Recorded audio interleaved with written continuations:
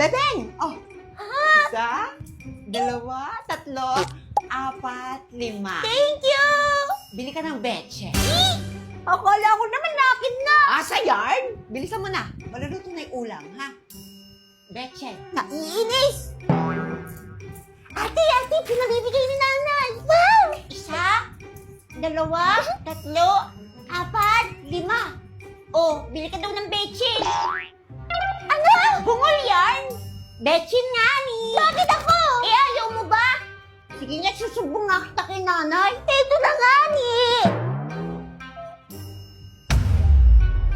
Nay, oh! Bebeng! Nasaan na yung pinabibili kong betche? Teka! Si Bebeng inutusan niyo bumili? Ay, oo, ang tagal. O, ayun na pala.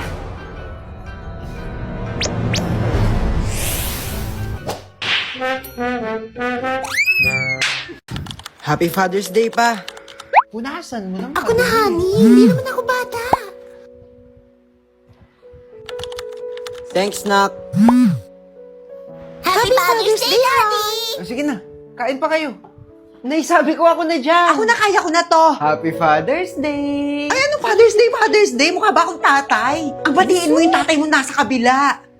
Kabilang bahay. Pakis nga. Hindi. Happy Miss ko na kayo Father's dyan. Day daw sabi ng mga anak mo. Ako, salamat mga anak ha. Miss ko na kayo dyan. Need na raw pala magbayad ng tuition sa university. Pa, yung shoes ko pala, ha? Oh, sige, ipapadala ni Papa ha. Alam naman. Magwo-work na muna si Papa. Ibababa ko na to. Sige na, mahal. Maraming salamat, ha? Ingat Sige pa. na, Ingat ka dyan. Sige, bye-bye. Ingat ka dyan. Paano ba ito ibaba?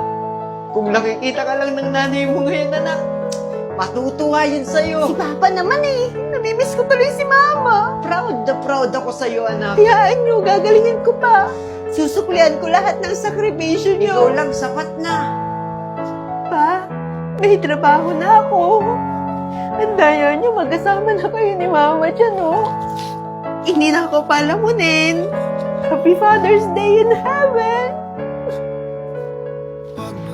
Happy Father's Day, pa. Hindi ko na tuloy masusuklian yung mga sakripisyo nyo. Bago? Kapagal. Di ko inisip na mawawala ka pa. Yung bata! Yung bata! Tulong! Yung bata! Tulong daw, tulong! Mga anak ata si Ma'am! Ay! Tamang hinala ka naman na! Ay, hindi pala. Tulungan mo ako! Buhatin natin! Ano pong bubuhatin, Ma'am? Yang bata? Ay, hindi! Yung puno yung tulungan kasi yun yung nangangailangan. Yung bata, iwan na yan dyan. Huwag na natin tulungan. Ako na nga. Ay, Diyos ko.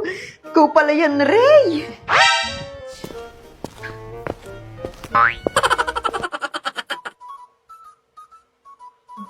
Ay, Diyos ko, Ray. Gising ka na ba? Hindi po, ate. Ayan, sige. Kaya ka nahihimatay eh. Joke lang po yun, ma'am. Nasaan po ba ako? Nandito ka sa bahay ko. Ay, eto. Kumain ka muna. Thank you po. Maliit na bagay. Tinawagan ko na nga pala yung nanay mo para sunduin ka dito. Hala, ma'am. Bakit niyo po tinawagan? Aba, bakit hindi? Para maalagaan ka nila. Papunta na po ba sila? Baka. Siguro, papunta na sila. Ma'am, pwede po bang tawagan niyo rin yung tatay ko? Pwede naman. Basta sasayaw ka. Go, ma'am. Sige, sasayaw po ako. Ay, ano ba? Biro lang. Ito na. Tatawagan na natin yung tatay mo. Hello? Ma'am, ayan na yata. Sophia! Samahan mo ako. Saan na naman? Kina Ma'am Roan. Nandun si Ray. Hayaan mo na lang siya doon. Eh, kung isumbong tayo nun sa tatay mo. Kakainis! Ayoko! Ayoko sumama. Sige! Kung ayaw mo, ako na lang pupunta. Hello po. Rowan po ba to? Opo. Magbabayad na po ba kayo ng utang ninyo, Ma'am? Iba pala yung natawagan ko. May utang ka, ma'am? Hindi ko pa kasi nababayaran yung turon sa kantin nung pasukan. Akala ko si tatay na. Ito na. Mali kasi napindot ko kanina.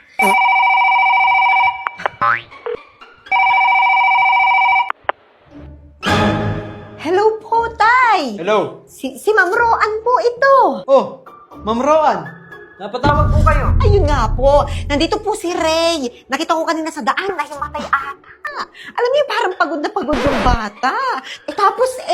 Ma'am, nandito pa po. Sorry, lipat ko na po kay Ray. Tay! Anak! Miss na kita, Tay. Kumusta ka dyan?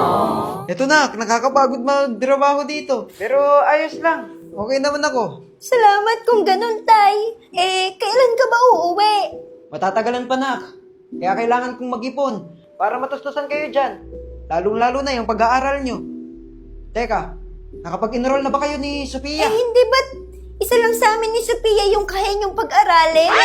Sino nagsabi niyan? Hello, Ray! Nay! Oops! Sorry. Akala ko kasi basurahan. Walang kwenta ang Opo! Ayoko na mag-aral! Ayoko na! Kaya ngayong taon, hindi mo na siya mag-aaral. Si Sophia na muna ang tutuloy. Pero consistent honor student siya. Valedictorian siya ng klase nila. Sayang naman kung hindi siya mag-aaral. Ayun na nga. Ewan ko ba sa batang yan? May sumpong kasi ng katamaran. Napaka-arte. Alam mo naman, bakla kasi. Naririnig mo ba yung sinasabi mo, Norma? Alam mo, duda ako eh. Maraming pangarap yun si Ray. Imposibleng sasabihin niya yung mga sinasabi mo sa akin ngayon. Ako na nga magtatanong sa kanya. Sandali! OA! Hindi ka na mag-aaral? Sigurado ka ba talaga? Kung ako lang, gustong-gusto kong makapag-aral. Kasi marami akong pangarap, di ba? Pero kasi, naiintindihan ko sila nanay tsaka si tatay. Sure ka ba na sinabi ng tatay mo yan? Hindi ko alam. Kasi simula nung umalis si tatay, hindi ko pa naman siya nakausap. Teka, tawagan natin siya. Ano ba? Oops! Sorry. Akala ko kasi basurahan. Amoy basura kasi kayo. At saka mukhang basura na rin. Ah, talaga ba? Kumusta naman yung babaeng feeling maganda? Tapos yung ugali mas mabulok pa sa basura. Anong sabi mo? Bakit? Tinamaan ka? Hindi. Ba't ako tatamaan? Kayo nga yung natamaan dyan. Ah! Yeah, kadiri! Ayan, tinamaan ka na. Okay na? Humanda ka sa akin, demonyo ka!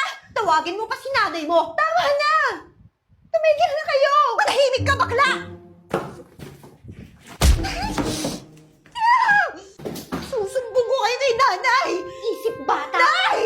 Nay! Hoy! Anong nangyayari dito? Siya kasi! Hey, anong dahilan bakit hihinto ka sa pag-aaral? Tita, sagutin mo ako, anak. Bakit ka hinto sa pag-aaral? Tita, hindi. Ayaw na niya. Ewan ko ba naman dyan sa batang yan, hindi niya iniisip ang hirap ng mga magulang niya. Ray, totoo ba? Ano na lang mangyayari sa akin pag sinabi ko yung totoo? Bakit ka hihinto, Ray? Sayang naman. Hindi po kasi siya nababagay sa school. Baka tinatamad lang kasi ang anak ko na yan. Ray, sabihin mo yung totoo. Sabihin mo yung sinabi mo sa akin. Sabihin mo. Walang kwenta. Opo! Ayoko na mag-aral! Ayoko na! Ray! Oh, di ba? Sabi ko naman sa'yo eh. Ayaw niya na talaga mag-aral. Proud pa siya, oh.